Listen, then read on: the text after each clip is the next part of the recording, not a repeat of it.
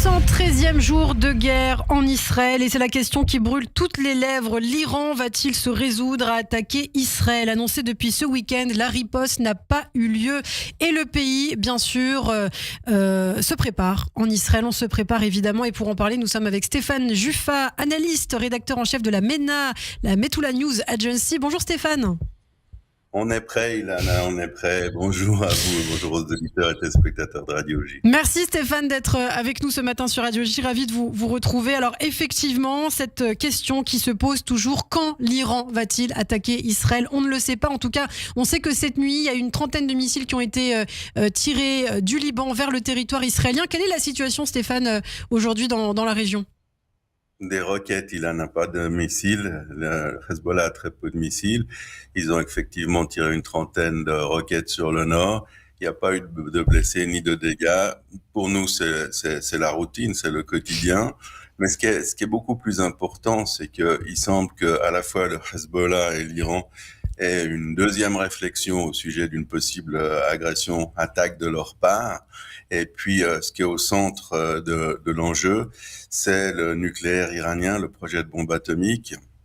Oui. Et il est plus clair que probablement, si on était attaqué, on tentera de détruire l'infrastructure nucléaire iranienne et ça leur plaît pas du tout.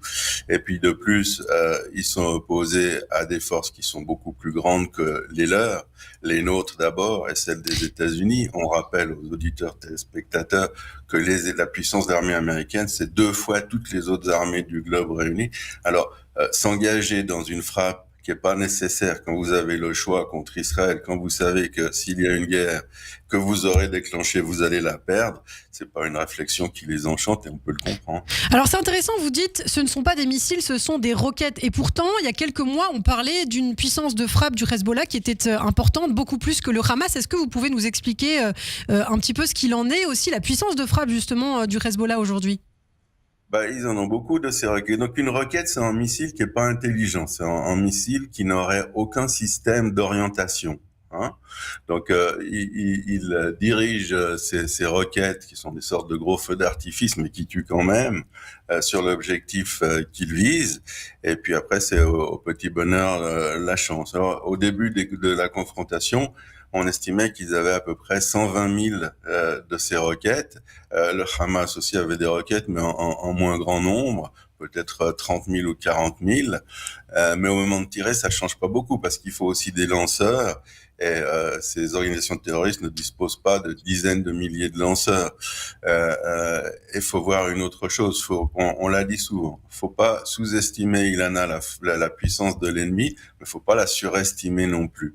Et les armes du Hezbollah et également les armes de l'Iran, c'est des armes qui datent de la génération 1960. Oui. Même les missiles balistiques, c'est des copies des Scud soviétiques.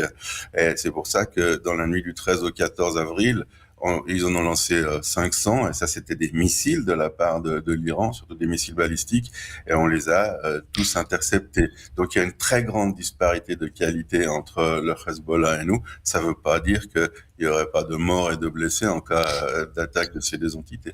Alors les États-Unis sont aussi engagés et suivent de très près la situation. Les États-Unis qui redoutent toujours une riposte cette semaine, comme l'a déclaré le porte-parole du Conseil de la sécurité nationale de la Maison-Blanche, John Kirby. Et justement, les États-Unis qui ont ordonné ce week-end l'envoi d'un sous-marin, le déploiement accéléré d'un porte-avions. Ça, c'est aussi important. C'est un signe aussi que donnent les États-Unis à l'Iran. C'est le 3e, Ilana. Oui. Il y en a déjà 2. Il y en a un en Méditerranée orientale. Il y en a un dans le Golfe arabo-persique. Aucun pays au monde n'a cette arme. Il y a 60 avions, dernier modèle, y compris des F-22 Raptor. C'est l'avion le plus puissant du monde. Les États-Unis essayent d'empêcher par tous les moyens à leur disposition, d'abord militaires, ensuite diplomatiques, par leurs alliés, par les gens qui peuvent faire pression sur l'Iran pour échapper à la confrontation. Ils expliquent également à la direction iranienne qu'en cas d'agression de leur part, eh bien, ils aideraient Israël et aussi avec les autres alliés européens, dont la France, mais aussi l'Allemagne, l'Italie et l'Angleterre, à répliquer contre notamment les installations nucléaires iraniennes. Donc c'est pas très engageant pour eux. Et les États-Unis sont par ailleurs directement impliqués puisqu'on a vu aussi cette nuit en Syrie plusieurs missiles qui ont été lancés sur une base aérienne américaine dans la province de Deir Zor. Vendredi, 8 soldats américains avaient aussi été blessés, Stéphane. Oui, alors ils attaquent toujours. À Deir ez-Zor, c'est le couloir par lequel accèdent les armes iraniennes au Liban. Et puis c'est tous azimuts. Cette nuit également, les États-Unis ont déclaré qu'ils allaient nous livrer pour 20 milliards de dollars d'armement. C'est tout à fait considérable. Et c'est le genre de choses qui maintient notre supériorité tactique. C'est clair pour les États-Unis. Pas de conflit régional, pas de riposte israélienne exagérée. Donc pour cela, il faut que une agression iranienne soit modérée. Et ils essayent en fait de garder le calme, et surtout pour cette administration américaine, en vue des élections de novembre, bien entendu. Les Américains n'aiment pas la guerre. La population américaine, depuis la Deuxième Guerre mondiale et avant, déteste voir les boys impliqués dans des conflits à l'extérieur des États-Unis. Effectivement, vous parlez de cette livraison des F-15 équipés de radars et d'équipements de communication sécurisés qui commenceront à être livrés qu'en 2029 toutefois. Alors vous, quel est votre pronostic, Stéphane, justement, vous qui êtes en Israël? Alors c'est vrai, vous n'êtes pas devin, vous n'êtes pas médium, mais comment vous imaginez la suite? Les États-Unis parlent d'une attaque cette semaine. On pensait que ça allait arriver le jour de Tisha B'Av, donc hier, le jour le plus triste du calendrier juif. Quel est votre pronostic, entre guillemets? Alors, les Iraniens, le Hezbollah, ont pris le prétexte de la réunion au Qatar jeudi en vue d'un possible accord avec le Hamas. Et c'est un bon exutoire. C'est une manière d'avoir l'air sérieux, d'avoir l'air respectable, alors qu'ils ont juste la trouille. Hein. Et pour moi, il est clair que cette semaine, il se passera rien. Donc cette attaque fera long feu.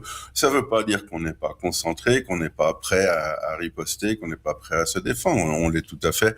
On est en état d'alerte maximum. Mais je ne vois pas de confrontation ni d'attaque de leur part pour cette semaine, ni même pour la semaine prochaine. Ça a changé hier. Jusqu'avant, ils étaient décidés à nous attaquer. Et ça, c'est mon pronostic, et c'est un pronostic d'analyse stratégique et pas de voyant extra-lucide. Alors, vous parlez de pays qui sont en état d'alerte maximale. Comment ça se passe pour les Israéliens? Pour vous, justement, on sait que les Israéliens au nord d'Israël ne sont toujours pas rentrés chez eux. Notamment, comment ça se passe? Est-ce que les écoles se préparent? Est-ce que, je ne sais pas, des choses se préparent, des écoles ferment? Comment ça se passe? Alors nous ici dans le nord, c'est une situation qui est très différente du centre de Tel Aviv. Tel Aviv, c'est pas la guerre. C'est une bulle. Si vous voulez, non, c'est la bulle des villes du centre avec Haïfa, Jérusalem, etc.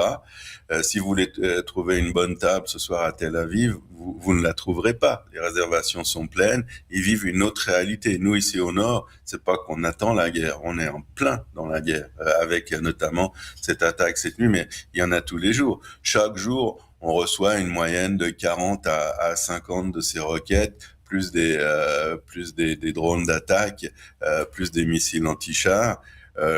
L'extrême nord de la Galilée est totalement dépeuplé, ou presque totalement dépeuplé.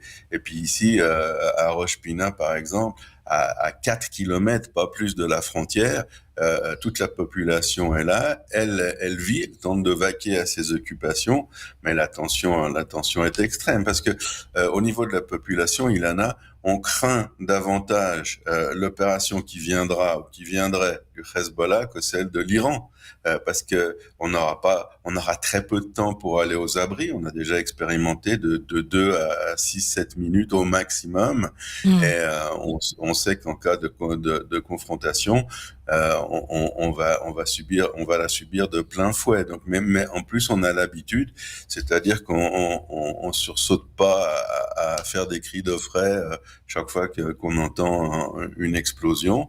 Mais situation très différente entre les gens directement concernés qui sont en état de guerre, c'est-à-dire nous, et les autres qui vont être plus surpris que nous et qui vont avoir le temps, il en a, d'aller aux abris, parce que un missile balistique prend 20 minutes pour aller d'Iran à Tel Aviv.